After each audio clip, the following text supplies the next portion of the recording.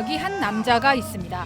수준급 기타 실력에 하버드 대학교와 컬럼비아대 로스쿨 등 엘리트 코스를 밟아 미국 외교 수장까지 됐지만 3년 동안 함께한 보스는 마음 같지 않고 And Mr. President, after today, would you still refer to President Xi as a dictator? This is a term that you used earlier this year. Well, look, he is. I mean, he's a dictator in a sense. 장거리 출장 성과도 시원치 않습니다. 블링컨 장관은 이스라엘과 하마스 전쟁이 터진 작년 10월 이후 지금까지 중동을 4번이나 다녀왔는데요. 왕복한 거리만 약 8만 킬로미터, 지구를 2번이나 일주할 수 있는 거리입니다.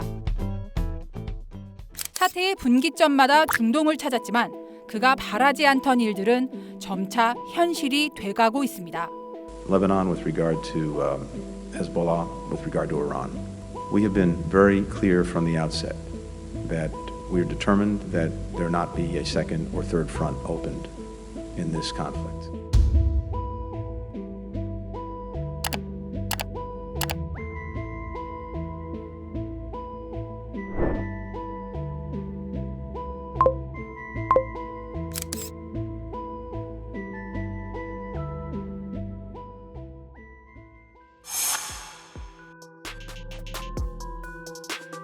첫 번째 순방은 개전 후 닷새 만인 작년 10월 12일 이루어졌습니다.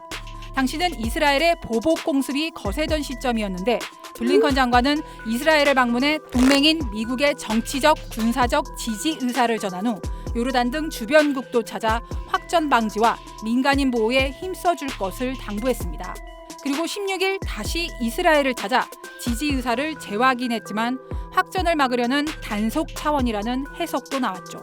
하지만 이스라엘 국방부 장관은 긴 전쟁이 될 것이라며 전의를 불태웠습니다.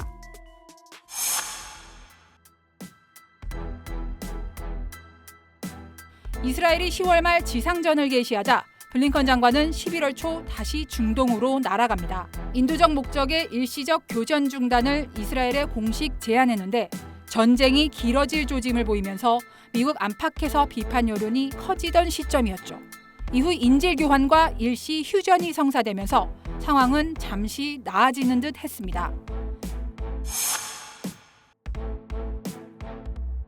세 번째 순방은 일시 휴전 기간이었던 11월 말 진행됐습니다. 당시 순방은 미국의 미묘한 태도 변화가 감지돼 관심을 모았는데요. 기존에는 이스라엘에 대한 지지를 앞세웠다면 이번 순방에서는 민간인 보호를 강조한 겁니다. 당시 가자지구 사망자가 15,000명을 넘어서던 시점이었죠. But again, Israel has an obligation to do everything possible to put a premium on protecting civilians. 하지만 네타냐후 총리는 이같이 말하며 물러서지 않습니다. 그리고 보란 듯이 이스라엘과 하마스는 일주일간의 짧은 휴전을 끝내고 12월 1일 교전을 재개합니다. 네 번째 순방은 한 달 후인 올해 1월 초. 블링컨 장관은 또다시 이스라엘 등을 찾아 민간인의 추가 희생을 막아야 한다는 뜻을 전달합니다.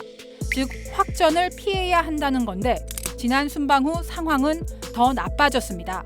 팔레스타인을 지지하는 예멘 후티 반군은 홍해에서 도발을 이어가다 급기야 지난해 말 미국과 직접 교전을 벌였고 최근에는 미국과 영국군이 후티 반군 근거지를 공습했습니다.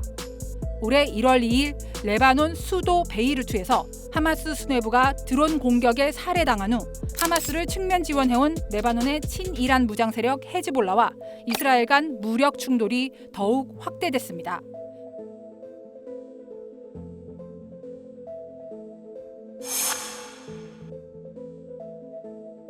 우선 이스라엘 내부에 정치적 요인이 있습니다.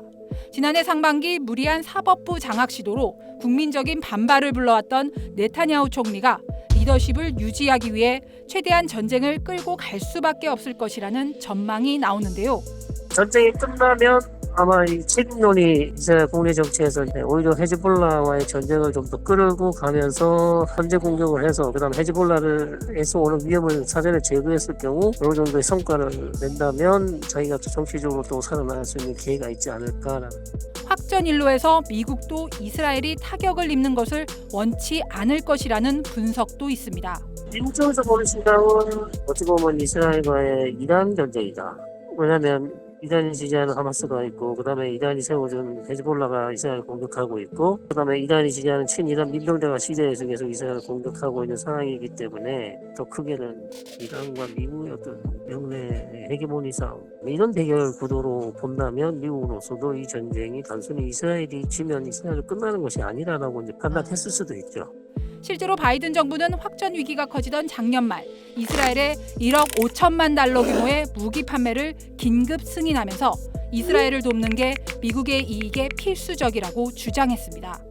게다가 이스라엘에 관한 미국의 영향력은 한계가 있을 수밖에 없습니다. 유대계 인사들이 정재계에 포진해 있고 미국 내 친이스라엘 단체들의 영향력도 상당합니다. 사실 블링컨 장관도 유대계입니다. 하지만 확전은 바이든 대통령의 대선 가도에 악재가 될 수밖에 없는데요. 전쟁이 커진다면 바이든 대통령과 블링컨 장관 모두 씁쓸한 성적표를 받아들며 임기를 마무리할 가능성이 커 보입니다.